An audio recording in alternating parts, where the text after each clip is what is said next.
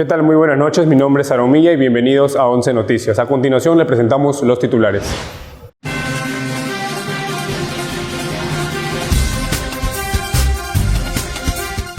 Congreso aprueba exoneración del IGB. Semana Santa, iglesias abren sus puertas. Trabajadores del sector salud serán vacunados y se celebra campeonato de judo en Lima. Después de 2 años, las iglesias abren sus puertas para los fieles peruanos y devotos en esta Semana Santa.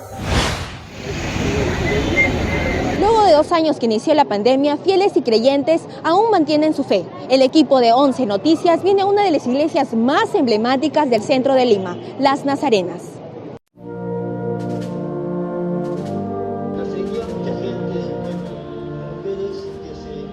Familias completas, ancianos y niños acudieron a la iglesia Las Nazarenas para escuchar la misa en los diferentes horarios, dejando de lado la modalidad virtual.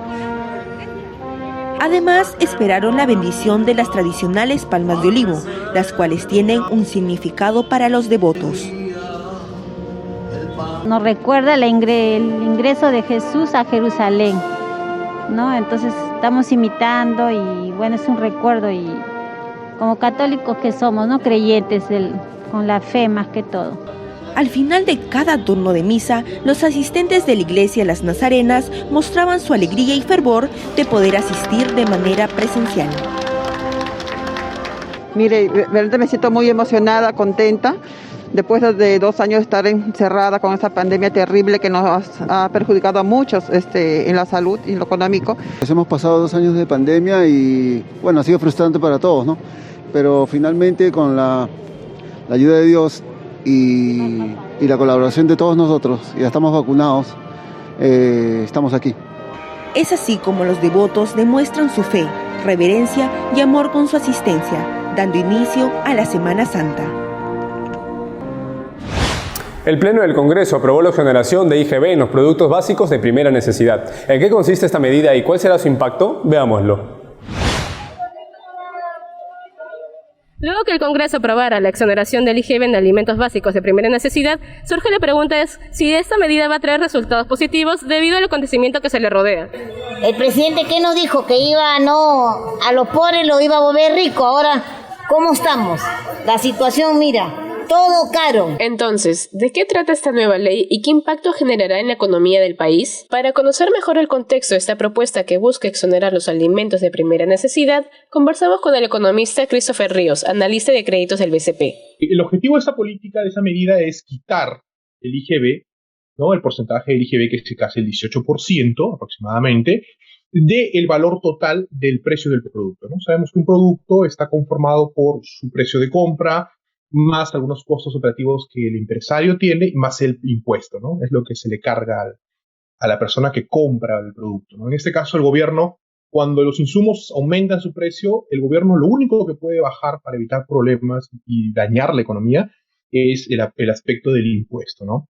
La titular del Parlamento, María Carmen Alba, respondió a las críticas hechas por el premier Aníbal Torres sobre la aprobación de la ley que exonera el IGB en productos básicos de primera necesidad. Sin embargo, en los últimos días ha sido cuestionada esta nueva iniciativa y la población se encuentra confusa por esta medida. Esperemos que esta nueva ley sea corregida y que se evalúe todas las observaciones del Ejecutivo, con la finalidad de aliviar la economía de la población. Considerando que los profesionales de la salud desarrollan actividades de atención directa a sus pacientes, el Ministerio de Salud inició el 11 de abril la vacunación de la 4ª dosis a todo el personal del país. Desde el lunes 11 de abril, el Ministerio de Salud está dando inicio a la aplicación de la vacuna de la 4ª dosis contra el COVID-19 para los profesionales de salud, como parte del esquema de vacunación. La DIRIS Lima Sur recibió 5.000 frascos de la vacuna Moderna, la cual ya fue trasladada a los centros materno-infantiles de los 13 distritos de la jurisdicción. Bueno, como siempre, agradecida porque nos tienen en cuenta como sistema de salud que somos la prioridad, ¿no? Para inmunizarnos primero a nosotros que las demás personas, bueno, por el riesgo y los demás. Cabe destacar que solo serán vacunados si el personal asistencial y administrativo labora en dicha jurisdicción bajo la modalidad CAS, nombrado o prestador de servicio. Que se ha demostrado con la vacuna que ha bajado el índice de mortalidad en todos los peruanos y de que les recomiendo de que se vacunen. Es importante mencionar que en la DIRIS Lima Sur actualmente cuenta con 14 puntos de vacunación fijos.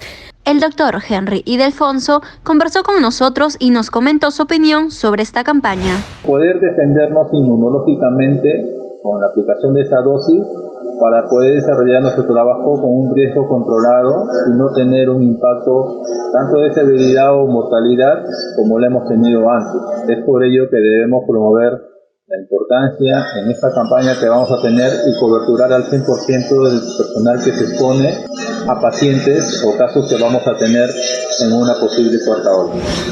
Para este fin, el sector salud ha dispuesto que los días 11, 12 y 13 de abril se inocula el personal médico en el horario de 8 a.m. a 7 p.m. en los locales de Campo de Marte y Parque Huiracocha. Ahora tenemos una entrevista en vivo con el sociólogo y analista político Jonathan Gamboa Azcarza. Muy buenas noches, Jonathan. Buenas noches, Aarón. Muchas gracias por la invitación. Muy bien, para empezar quisiera saber, para usted, ¿cuál es tu análisis de la situación actual política y social del país? Bueno, vivimos un clima de bastante incertidumbre política frente a las acciones que se están realizando desde el Poder Ejecutivo y desde el Legislativo. Este enfrentamiento ha recaído pues en una situación que a la ciudadanía le ha golpeado de manera directa, sobre todo también en un contexto de incertidumbre económica producto de la crisis internacional que finalmente afecta a las familias más vulnerables, a las que se encuentran en una situación de pobreza mucho más vivida, ¿no? Correcto. Es que recientemente en el país hemos estado viviendo una serie de protestas. ¿Para usted considera que el gobierno tiene una estrategia clara para el manejo de los conflictos sociales? Lamentablemente no hay una evidencia clara de alguna estrategia para enfrentarlos. Al principio sí hubieron, y esto en la gestión de la premier Mirta Vázquez, en la que se pudieron evidenciar de manera más detallada mesas de diálogo que pudieron frenar el escalamiento de conflictos sociales. Sin embargo, posterior a ella, a la finalización de su gestión, no se ha visto una orientación clara de cómo manejar los conflictos, lo que ha devenido en manifestaciones contundentes de parte de gremios organizados en distintos rubros, pero por otra parte se han identificado también otro tipo de situaciones espontáneas que han estado lamentablemente recubiertas de un manto de violencia muy evidente, ¿no? Lo que probablemente ni siquiera se asocie a demandas concretas de gremios o de organizaciones representativas de algún tipo. Entonces esto, por supuesto, ha despertado el ánimo incluso de quienes quieren por probablemente petardear la labor del Ejecutivo, que si desde ya es débil, ahora pues está haciendo mucho más evidentemente su debilidad, valga la redundancia. Debido a que recientemente se evidenciaron algunos hechos que dejan cierta sospecha, por ejemplo el incendio que hubo en el piso de la Dirincri, ¿no? El piso que se dedicaba al lavado de activos, o tal vez el ingreso forzado al domicilio de Paulina Roque, la fiscal adjunta de José Domingo. Entonces, ¿cuál es su apreciación sobre estos sucesos? Dígame. Nada es casualidad de la política peruana, y la evidencia histórica nos señala de que este tipo de situaciones siempre trae algo entredicho, ¿no? O algo que si no termina de aclararse, queda en el imaginario como la representación clara de una acción frente al poder propio que tiene la corrupción sobre las personas. Desaparecer pruebas es una práctica que muchas personas relacionadas con la corrupción, y no solo a nivel nacional, sino a nivel internacional en diversos casos, han logrado manifestar, ¿no? Propiamente esto habla de la capacidad operativa que tiene la corrupción, porque recordemos que esto funciona de manera orgánica, funciona a través de personas. Entonces, la manera en que operan las redes habla propiamente de un sistema de poder que es capaz de llegar a estos niveles con tal de salvaguardar sus intereses propiamente, ¿no? Los cuales propiamente son al margen de la ley. La desestabilización política, el cambio constante de gabinetes y ministros, realmente termina afectando la gestión. Por ejemplo, ha habido un freno en la campaña de vacunación o el reciente derrumbe de uno de los buros en Cuelap. ¿Cómo se encuentra el gobierno en temas de gestión? Nos habla bastante de la capacidad de gestión que tienen los ministerios, que son, digamos, los brazos operativos del Ejecutivo y del Estado en sí, ¿no? Propiamente los cambios en los gabinetes llevan a a los cambios operativos en la gestión. Cuando se cambia un funcionario, van cambiándose funcionarios poco a poco, lo cual retrasa procesos porque entran nuevas perspectivas, retrasan procedimientos porque entran nuevas formas de proceder, ¿no?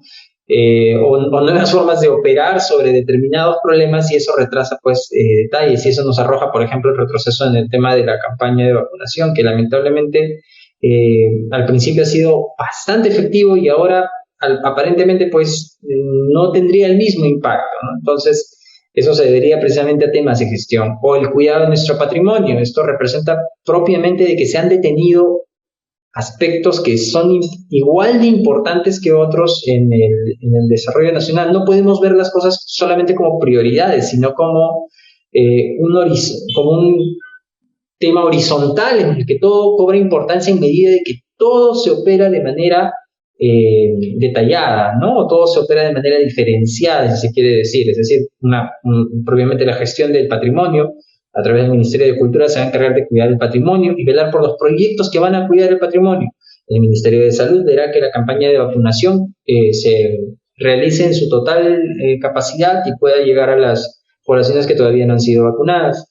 Y así otros ministerios van a tener que operar. Entonces todos tienen que operar a un mismo nivel, de modo de que nada quede descuidado. Obviamente en los cambios de gestión constantes cambian perspectivas, cambian operadores, cambian funcionarios, y eso retrasa cualquier intención de avance del Ejecutivo. Bueno, finalmente, para usted, ¿cuál considera que sea la salida a toda esta crisis e inestabilidad política? Particularmente considero que una salida tan efectista como la promovía desde la vacancia no sería una solución total a como se quiere hacer ver, ¿no?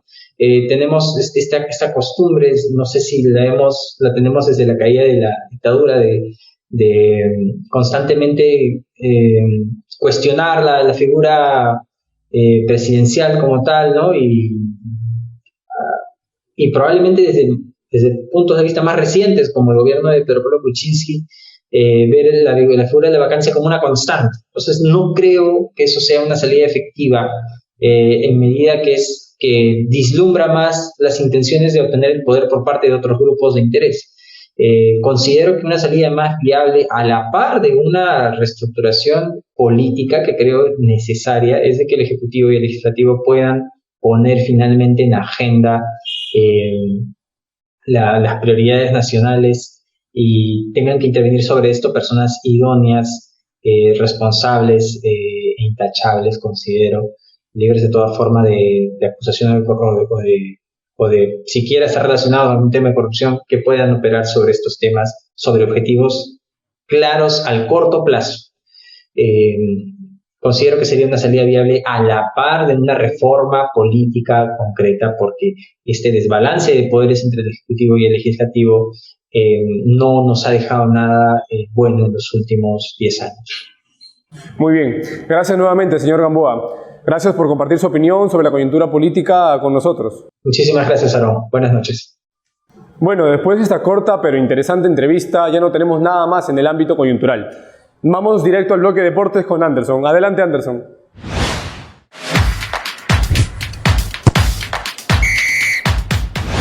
Gracias por el pasarón. Mi nombre es Anderson Avelino y esto es el bloque deportivo de 11 Noticias. Empezamos la semana con el Campeonato Panamericano y Oceanía Judo Lima 2022, que se viene realizando en La Viena, en el distrito de San Luis. Por primera vez en América y en el Perú, se realizará el Campeonato Panamericano y de Oceanía de Judo Lima 2022, donde se realizará en La Videna del distrito de San Luis, con la presencia de aproximadamente 700 judocas de 25 países. El Campeonato Panamericano y de Oceanía Cadete, Junior y Senior de Judo Lima 2022 ingresa a su recta final este fin de semana, cuando inicien los combates en la categoría Senior en el Polideportivo 1 del Centro de Alto Rendimiento de La Videna en San Luis. La delegación peruana sumó 4 medallas en lo que va del torneo, 3 en categoría cadete y 1 en junior. Fue Noemí Guayguamesa quien le dio la primera presea dorada a nuestro país al vencer al estadounidense Nicole Cancela. Este importante campeonato es apoyado por el Instituto Peruano del Deporte en el marco de la entrega de subvenciones económicas.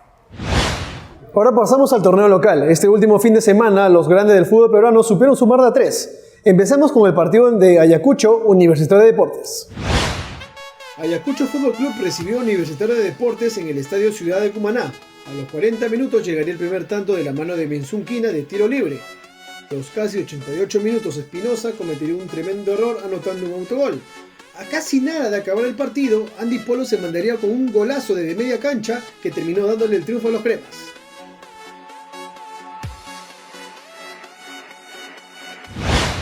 Luego tuvimos otro enfrentamiento interesante donde Alianza Lima recibía a UTC de Cajamarca, donde se impusieron los íntimos 1-0. Alianza Lima recibió a UTC en Matute. La polémica se despertaría tras un gol de Pablo Míguez en el primer tiempo, pero este sería bien anulado por offside. Alianza sin duda fue mostrando su mejor versión en el primer tiempo, un partido que tuvo llegada a ambos equipos, donde el portero visitante Littman empezó a ser figura. El marcador se mantuvo en 0 hasta los 85 minutos, hasta que apareció el goleador blanquiazul, Hernán Barcos, tras un centro de Leighton, con el que finalmente logró vencer a Salomón Littman. Ahora, en el plano internacional, la Champions League no deja de sorprendernos. El Bayern Múnich quedó eliminado de la Champions League por el Villarreal. Triunfo histórico para el Villarreal. El equipo de Emery dejó sin Champions League nada más y nada menos que al Bayern Múnich. El Bayern buscó adelantarse en el marcador desde el principio. A minutos de haber iniciado el segundo tiempo, llegaría su primer tanto de la mano de Lewandowski. En las instancias finales, el Villarreal armaría una contra letal que terminaría sentenciando el encuentro tras un gol del nigeriano Chukwueze. Si bien es cierto, el encuentro acabó en empate, pero la ventaja de la ida fue determinante para avanzar a la siguiente fase del torneo. Otra sorpresa fue que el Chelsea sorprendió al Real Madrid que tenía asegurado su boleto a semifinales, sin embargo no le fue suficiente para avanzar de fase. Por otra parte, el Real Madrid a semifinales. El club merengue, a pesar de haber caído derrotado en casa por 2-3 ante el Chelsea, lograron avanzar a semifinales. Los goles del Chelsea terminaron por sorprender a más de uno. Cuando parecía todo perdido en el segundo tiempo, la respuesta de los jugadores del Real Madrid llegó. La ventaja de la ida, que se disputó en Stamford Bridge, fue clave para avanzar, así como también el gol que anotaría Karim Benzema, que nuevamente volvió a vestirse de héroe.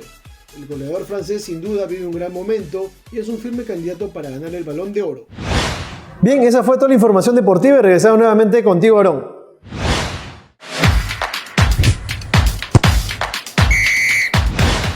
Bueno, gracias Anderson por la información en el bloque deportivo. Lamentablemente eso ha sido todo en la edición de este programa en 11 Noticias. Nos reencontramos la próxima semana.